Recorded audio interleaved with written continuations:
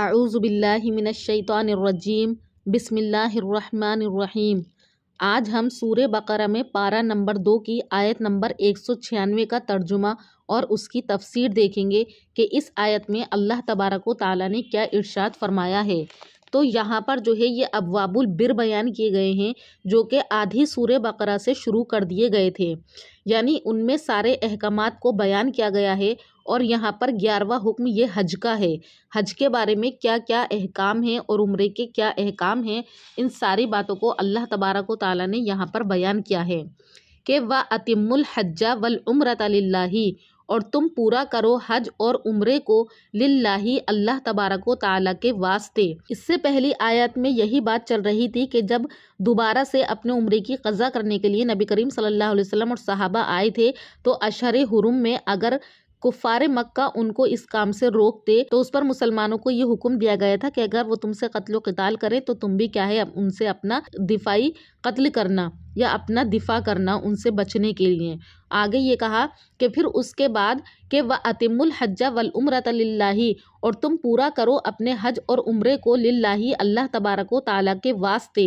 فَإِنْ أُحْصِرْتُمْ، پھر اگر تم روک دیے جاؤ، یعنی تم اگر عمرہ کرنے سے روک دیے جاؤ کافروں کے ذریعے سے یا کسی بھی چیز کے ذریعے سے، فَمَسْتَيْسَرَ، اور پھر جو تم پر ہو یعنی جو تمہیں میسر ہو، من الہدی قربانی سے، ولا تحلقوا، اور حجامت نہ کرو اپنے رؤسکم اپنے سروں کی، حتی یبلغ الہدی محلہ، یہاں تک کہ پہنچ جائے تمہاری قربانی محلہ اپنی جگہ پر۔ فمن کان منکم مریضا، پس جو کوئی تم میں سے بیمار ہو، تو اللہ تعالیٰ نے یہاں پر یہی کہا ہے تم حج اور عمرہ کرو اللہ تبارک و تعالیٰ کی رضا کے واسطے، لیکن اگر تم روک دیے جاؤ تو پھر تمہیں کیا کرنا ہے، تو تم وہی کرو جو کہ تمہیں میسر ہے، یعنی تم کیا ہے قربانی کرو۔ اور ولا تحلقوا، اور جب تک تم اپنا احرام مت کھولو جب تک کہ تمہاری قربانی کیا ہے قربانی کرنے کی جگہ تک نہ پہنچ جائے۔ فمن کان منکم مریضا،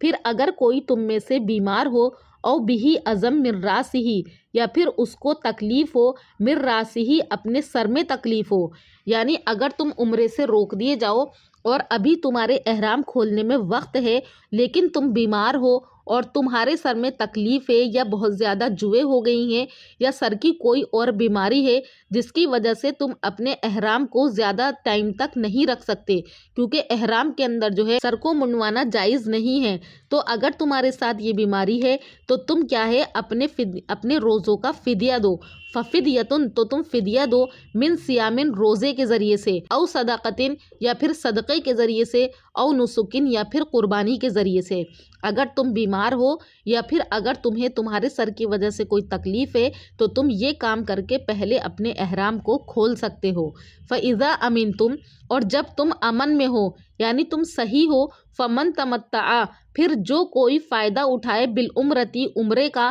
إِلَى الْحَجِّ، حج میں ملا کر یعنی حج اور عمرے کا ایک ساتھ فائدہ اٹھائے، فَمَسْتَيْسَرَ، تو اس پر ہے جو کچھ اس کو میسر ہو، من الہدی، قربانی سے، ہدی کہتے ہیں قربانی کو۔ فمن لم یجد، پھر جس کو قربانی نہ ملے، فصیام، یعنی اگر کسی کی اتنی استطاعت نہیں ہے کہ وہ بکری کی، گائے کی یا اونٹ کی قربانی کرے تو فصیام ثلاثۃ ایام، تو وہ روزے رکھے 3 دن کے، فی الحج،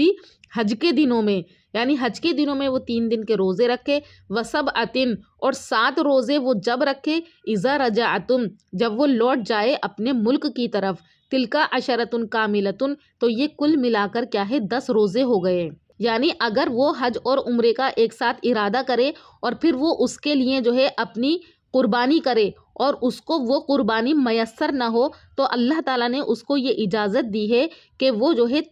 10 روزے رکھے، کہ وہ 10 روزے رکھے، اور ان 10 روزوں میں سے بھی وہ 3 روزے جو ہے وہ حج کے دنوں میں رکھے اور باقی کے 7 روزے جو ہے وہ اپنے ملک میں کیا ہے لوٹ کر رکھ سکتا ہے یا پھر وہیں پر مکہ میں رہ کر بعد میں رکھ سکتا ہے۔ ذالکا، اور یہ حکم لمن، اس کے لیے ہیں، لم یکن اہلہ، جس کے گھر والے نہ ہوں، حاضر المسجد الحرامی، یعنی مسجد حرم کے پاس نہ رہتے ہوں۔ یہ حکم اس کے لیے ہے جس کے گھر والے نہ رہتے ہوں مسجد حرم کے پاس، واتقوا اللہ، اور تم ڈرتے رہو اللہ تبارک و تعالیٰ سے، وَاعْلَمُوا، اور تم جان لو، ان اللہ شدید العقاب، کہ بے شک اللہ تبارک و تعالیٰ کا عذاب کیا ہے، سخت ہے۔ یعنی حج اور عمرہ کا احکام کرو تو ان کے اندر کوئی لاپرواہی نہیں ہونی چاہیے، جیسے احادیث کے اندر اور قرآن کے اندر احکام بیان کیے گئے ہیں ویسے ہی ان تمام احکامات کو کیا ہے، پورا کرنا چاہیے۔ حج اور عمرہ کرنے میں ہمیں اللہ سے ڈرتے رہنا چاہیے کہ پتہ نہیں ہم سے کوئی غلطی نہ ہو جائے، اور ساری باتوں کو ہمیں جان کر کے ہی کیا ہے، وہاں پر جانا چاہیے۔ اگر ہم غلطی کریں گے تو بے شک اس میں اللہ کا عذاب کیا ہے، سخت ہے۔